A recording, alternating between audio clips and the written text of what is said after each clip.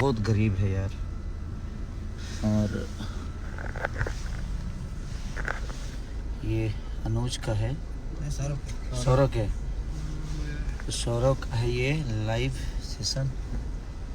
ईश्वर करे कि यार भगवान और गंगा मैया से बस निवेदन यही करेंगे कि गंगा मैया ऐसे लोगों को तंग मत करिए। बेचारे बहुत परेशान हैं चीज़ों को लेके, सबका अपना फैमिली, सब बेचारे इतने परेशान हैं कि घर घर में पानी घुसा था। अभी थोड़ा सा राहत मिला है तो चीज़ों की दिक्कत तो हो रही है, बट ठीक है, ईश्वर है, सब बेहतर करता है।